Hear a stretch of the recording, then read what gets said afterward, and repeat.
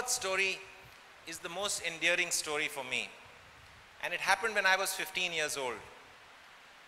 I had been playing billiards for 2 years, and the Billiard and Snooker Federation of India decided to have a junior national billiard championship. And at the age of 15, I went to Jamshedpur. This was the first time it was held. I won the billiard event, and it was a massive trophy, pure silver, beautiful big trophy. I came runner-up in snooker, and I had gone by train, second class to Calcutta. It took 48 hours. I came back by train. But when I came back home, and this is exactly how the conversation went with my dad, I came back home and I had this huge grin on my face, and he opened the door, mom and dad opened the door. I took a rickshaw from the station, went there, went home, and he gave me a huge hug. Mom gave me a hug, and then my dad gave me a huge hug. He kissed me, and he said, well done. He looked at the trophy. He said, bahut badhiya. He took the trophy. He put it on the side somewhere. He didn't put it on a mantelpiece. He put it on the side somewhere. He said, come. We had a cup of tea. My mom made me a toast. So this is now into its 20th minute. And then my dad says, beta mera juta polish kar de yaar. I was 15 years old, and you know, it was not an unreasonable demand by my dad. I said, sure, which one? He said, kala wala. I took his black shoe and I sat down and I was polishing his shoe. Between the age of 15 and 18, I had become a junior champion, and I was beating everybody. I was beating everybody in the juniors, I was beating everybody in the seniors, and I was being invited to tournaments across the state, across the country, and I was going for them. And every time that I came back, my dad would give me a kiss, he would give me a hug, and he would tell me, mera scooter saaf kar de. The third time he told me, meri shirt istri kar de. The fourth time he told me, thoda Sadar Bazaar jaake mere liye ye le aa. And it used to be in the 20th minute of my arrival back home. I have never thought about it, and I thought about it only about 4 or 5 years ago when I was in a very introspective stage. And what was the message that he was trying to give me? He was an enlightened guy, according to me. And what was he trying to tell me? He was trying to tell me that the glitter of the silverware, don't get carried away by it. That's what he was trying to tell me. Don't get carried away by it. He was also trying to tell me that it was my fantastic play that helped me get that trophy. And he was trying to tell me that that had happened 2 days ago. If it was Calcutta, which was 48 hours away, it was 2 days ago. And if it was Bombay, it was 10 hours ago. But he's now, and he used to tell me to polish my shoes, or polish his shoes, and then after that he used to say, ab ja, club ja, now go and practice. So he was unconsciously, subconsciously telling me to remain in the present. He was telling me, work hard, just continue doing. He was telling me today is the present, and today the trophy is history, and today is the time for practice. And I think I can't thank him enough. I just can't thank him enough for doing it so beautifully, doing it so subtly, and doing it with such consistency and with such love. And I think as parents, I think we need to do that. We need to do that for our children. And if your parent or if your mother or father asks you to polish a shoe, please don't growl at him, okay? There may be a deeper meaning behind the polishing of the shoe. When you succeed, go polish a shoe, okay? And when you're down and out, become obsessed. Become obsessed to the point of going insane. And thirdly, recognize that there is a universe which arranges itself in very intricate patterns, patterns that we can't recognize, but which mean a lot. Sometimes the patterns help us, and sometimes the patterns put us down. but recognize those patterns. You spoke about failure in your life, and also how one would deal with it. How important would it be for children or our youth to experience failure at least once in their life? How important do you think it is? Or is it like It's not overrated? a question of how important it is. The fact is that all of you will experience failure. So, whether it's important or unimportant, the fact is you're going to experience failure. And that's a written rule, it's a written law. So of course it's important, and because if it wasn't important, you wouldn't be experiencing it. So, and that's the way of nature. So it's hugely important, and there are enough lessons to be learned, not from the example that I've given, but I can enumerate 500 examples immediately just from the sporting field, and I'm sure Umaji can enumerate 1,000 examples from the from the corporate world, from his field, whatever. So there's no question about it. You got to experience failure. You've been playing billiards since ages. You won your first title in roughly 1982, defeated legends like Mike Russell. Yet billiards and snooker is not a very popular sport according to Luan. What do you feel can be done to increase its popularity?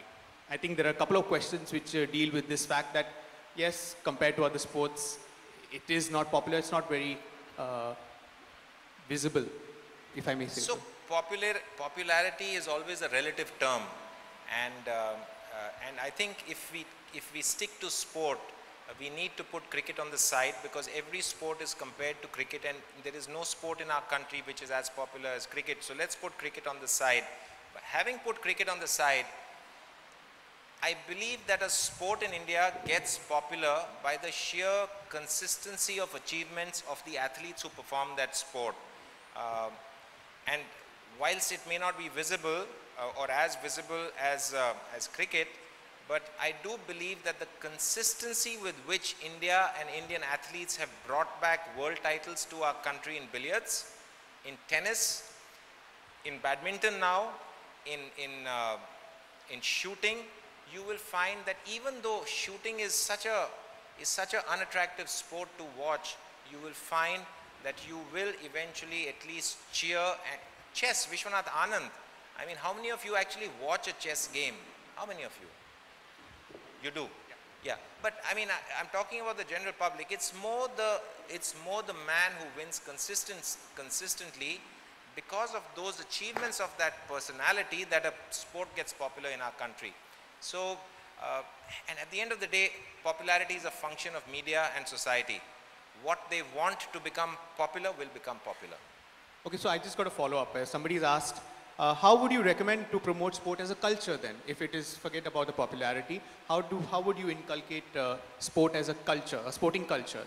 Something that we are fighting for now, sports, marks for sports and other things. Your Olympic Gold Quest Foundation as well. How do you promote sporting culture? Yes. What is culture? Culture is nothing but habit which has been brought forward from my father and my father's father. So each generation bringing a habit down. It's very hard to change habits. It's very hard. That is what tradition and culture are, habits, nothing else. So it's very hard to change habits. These are social norms. I don't want to give an inane answer saying, put more billiard tables and you'll promote billiards, and put more fields in the schools and you will promote. Yes, the infrastructure is important, but at the end of the day, you need to inspire the youth, and they need to inspire themselves to want to play. And how are you going to inspire the youth to play? By coming up with superlative performances at the top end. It's amazing what Sushil Kumar and Yogeshwar Dutt have done for wrestling. Wrestling, a sport, how many of you even have ever done wrestling in your life? But one small area of 40 kilometers has produced the best wrestlers and is producing thousands of wrestlers. So it has to come from within, and we need inspirational models. I've seen children, and including my children, who are good in sports as well as studies. Now, how do I make a career choice? You have been brilliant and you have been great in whatever you've been doing, but I am a surgeon myself, and I was okay in sports. But what do I tell my children? Go ahead with sports with an uncertain future. what about the 99% who don't do as well as you, are not world champions, but they are very good in billiards? And how do I tell my children, what do they do? I haven't got the question. He wants to know how to promote sports when it's your own child. Who is good in sports as well as studies? Both studies and sports, and especially You because 99%. you want your child to be a well-rounded personality, correct? No, That's all colleges and all schools want their children to be well-rounded personalities. But do we want our children to excel in a particular field? Do we want them to become Einsteins? Do we want them to become Carl Lewis's? Do we want them to become Howard Gardners? Do we want them to become, so there is only one Einstein and there is only one Carl Lewis, yes. So I think we need a shift in our own thinking. Of course, well-rounded personalities are important, but at the school stage, we need to promote and we need to encourage our children to and expose them to a variety of fields. Why? Not necessarily to become a well-rounded personality. We need to expose them to sport, to literature, to art, to all the fields of human endeavors, so that we can find out what is their interest and what drives them and what gives them a kick. And once you identify that, please support them full hog into that field. Just support them full hog. Thank you, sir. That is the purpose of education. Why does a country wait for an Olympic medal or a championship win to recognize the sportsmen of our country? Why isn't the encouragement provided before you actually win a medal? I wanted to know your opinion about this. Why does a country wait for an Olympic medal or a championship to recognize those sports people? And why isn't encouragement provided before the tournament? It's a great observation. It's not an ideal situation that we live in. We don't live in an ideal world. These are the pushes and pulls of who? I think partly media, but it's also a reflection of our society. But having said that, there is a shift. There is a distinct shift where a lot of money is being poured into sport. There is a lot of effort being put into recognizing, athletes and sports persons who do well. And like I said, it's a function of media and all of you and me. What do we want to see? We will demand that, we'll give that. But media will not give us something to watch and cheer if we are mediocre. We need to excel for us to be able to highlight it. Yes, Mary Kom has excelled. She has won 5 world boxing titles, but it is the Olympic medal which has made her into a darling of India. So your observation is spot on. It needs to change. It will change. It will change slowly. But the Olympics is been marketed as the greatest sporting spectacle on earth, and therefore, because we achieve in it, we get highlighted with such elaborate efficiency. Thank you. Okay, so I've got a couple of questions about the Olympics since we're still on that topic. What is your expectation from OCG, Olympic Gold Quest, that you have started along with Sir Prakash Padukone? And do you feel OCG's initiative was 100% successful at London 2012? 6 medals at the games with crores of rupees spent. So one is, what is your expectation of Olympic Gold Quest? And second, do you think it was worth it? 6 medals, all the money spent on those sports people. Gosh, if it wasn't worth it, I wouldn't have started Olympic Gold Quest. Olympic Gold Quest is basically an idea that came to me in the 2000 Olympics in Sydney. And I saw that the preparation of our athletes was not complete. And what was lacking was 2%, 3%. There was no permanent physiotherapist with our athlete. There was no dietitian with our athlete. It was considered the prerogative of people who had a lot of money and only the tennis stars and stuff like that. And if we can't, Gopi Chand made a beautiful statement. He made a beautiful statement 2 days ago at an Olympic Gold Quest felicitation we had for our athletes. He said 99% is not good enough to win an Olympic medal. He said 99.9% is not good enough to win an Olympic medal. you need 100% preparation for you to have any chance to win an Olympic medal.